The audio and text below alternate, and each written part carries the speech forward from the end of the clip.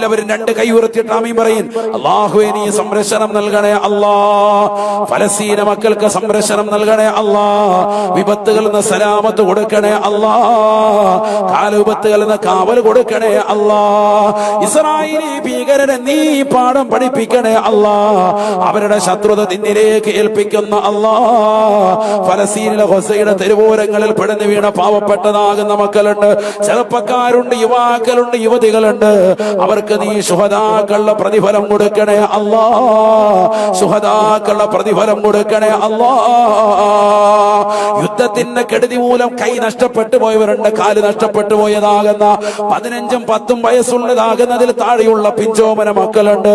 അല്ലാഹുവേ ക്ഷമ കൊടുക്കണേ അല്ലാ, ഖൈറായ ജീവിതം കൊടുക്കണേ അല്ലാ, സ്വാതന്ത്ര്യം അനുഭവിക്കാനുള്ള തൗഫീഖ് നൽകണേ അല്ലാ, സ്വാതന്ത്ര്യം അനുഭവിക്കാനുള്ള തൗഫീഖ് അവർക്ക് നീ നസീബാക്കണേ അല്ലാ. പിറന്ന നാടിന് വേണ്ടി പ്രയാസപ്പെടുന്ന സാധുക്കളാണ്, പരിപൂർണ മോചനം കൊടുക്കണേ അല്ലാ. 178ഓളം പള്ളികളാണ് ഫലസ്തീനിൽ തകർക്കപ്പെട്ടിട്ടുള്ളത്. തകർക്കപ്പെട്ടതാകുന്ന പള്ളിയുടെ വിനാരങ്ങളുടെ ചുവടെ നിന്നുകൊണ്ട് നിസ്കരിക്കുന്നതായ സാധുക്കളെ കാണുന്നില്ലേ മുസ്ലിമേ? ഈ സമയത്തും അവർ നമസ്കാരം മുടക്കിയിട്ടില്ല.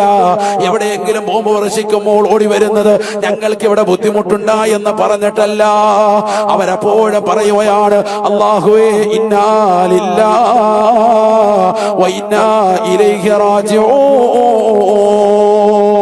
അല്ലാഹുവിൽ നിന്നുള്ളതാണ് നമ്മൾ, അവരിലേക്ക് തന്നെയാണ് മടക്കമെന്നുള്ള മനോഹരമായ വാക്യം പറഞ്ഞിട്ട് തക്ബീറിന്റേതാകുന്ന മന്ത്രധ്വനിയുമായി തന്റെ പ്രിയപ്പെട്ടതാകുന്ന മകൻ ചോരയിൽ കുളിച്ചു കിടക്കുമ്പോൾ പോലും ആ മരണത്തോട് മല്ലടിക്കുന്ന പൊന്നുമോനെ ചേർത്ത് പിടിച്ചുകൊണ്ട് ശഹാദത്ത് കലിമ ചൊല്ലിക്കൊടുക്കുന്നതായ ഫലസ്തീന മക്കളുടെ ചിത്രം ഈ ഉമ്മത്ത് കണ്ടില്ലേ? ഒരു വഖത്ത് പോലും അവർ നമസ്കാരം ഒഴിക്കുന്നില്ല. ജുമാ നമസ്കരിക്കാൻ വേണ്ടി ഒരുമിച്ച് കൂടിയതാകുന്ന സാധുക്കളായ പട്ടിണി പാവങ്ങള് നമ്മൾ ആരെങ്കിലും ഈ അടുത്തിടെ പട്ടിണി കിടന്നിട്ടുണ്ടോ? 2 വർഷമായി ഉറക്കമില്ലാത്ത ദിനരാത്രങ്ങളാണ്. ഖതീബിന്റെ നേതൃത്വത്തിൽ ജുമാ നടക്കുമ്പോ മനോഹരമാക്കപ്പെട്ട എയർ കണ്ടീഷൻ ഉള്ള പള്ളികൾ ഉണ്ടായിട്ട് പോലും നമസ്കരിക്കാത്തവരല്ലേ നമ്മളിൽ ഭൂരിഭാഗം. എന്നാൽ തകർക്കപ്പെട്ടതാകുന്ന പള്ളികളുടെ അവശിഷ്ടങ്ങൾക്കിടയിൽ ചെറിയൊരു തുണി വിരിച്ചിട്ട് അതിന്റെ മുകളിൽ നിന്നുകൊണ്ട് നമസ്കരിക്കാൻ തയ്യാറാകുന്നു. ഖതീബ് മെമ്പറിൽ കയറി നിന്നുകൊണ്ട് പറയുന്നതാകുന്ന വാക്യം ലോക മുസ്ലിമീങ്ങൾ കേട്ടില്ലേ? എനിക്കതാ സംസാരിക്കാൻ കഴിയുന്നില്ല, ഖുത്ബ നീട്ടാൻ പറ്റുന്നില്ല, വല്ലാതെ വിശപ്പിന്റെ വിളിയാളം എന്നിലുണ്ട്. ഖുത്ബ കേട്ടുകൊണ്ടിരിക്കുന്ന നിങ്ങൾക്കും അത് കേട്ടുകൊണ്ടിരിക്കാൻ പറ്റുന്നില്ല, കാരണം നിങ്ങളെല്ലാവരും പട്ടിണിയിലാണ്. നമുക്ക് പ്രസംഗം നിർത്താൻ ഖുത്ബ ഞാൻ ചുരുക്കുന്നു. അഖിമിസ്സലാ അഖിമിസ്സലാ. ഇനി നമസ്കാരം തുടങ്ങാൻ പോയാണ്. എത്ര വലിയ ഖേദകരമാകുന്ന വാർത്തയാണ് കേൾക്കുന്നത്. നിസ്കരിക്കാൻ വേണ്ടി വന്ന് ഇമാമത്ത് നിർവഹിക്കാമെന്ന ഖതീബിന് ഖുത്ബ പൂർത്തീകരിക്കാൻ പറ്റുന്നില്ല. വിശപ്പിന്റെ വിളിയാളത്താൽ ഖുത്ബ ചുരുക്കുന്നു, വിശപ്പിന്റെ വിളിയാളത്താൽ സംസാരം ഒഴിവാക്കുന്നു. വേഗം തന്നെ നമസ്കരിക്കാൻ തയ്യാറാവുകയാണ്. ആ സമയത്ത് പോലും എന്റെ റബ്ബ് അള്ളയല്ലെന്നവര് പറഞ്ഞിട്ടില്ല.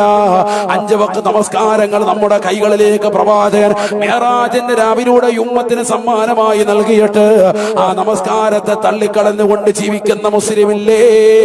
കള്ളുകുടിച്ചുകൊണ്ട് നിലകൊള്ളുന്ന മുസ്ലിമില്ലേ?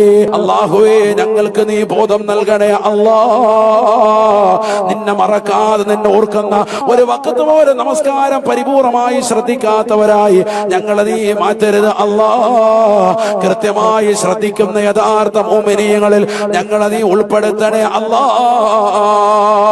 പാവപ്പെട്ട ഫലസ്തീന മക്കൾക്ക് നീ സംരക്ഷണം കൊടുക്കണേ അല്ലാ, സമാധാനം കൊടുക്കണേ അല്ലാ. ഇവിടെ ആമീൻ പറയുന്ന ആയിരക്കണക്കിന് വിശ്വാസികളുണ്ട്.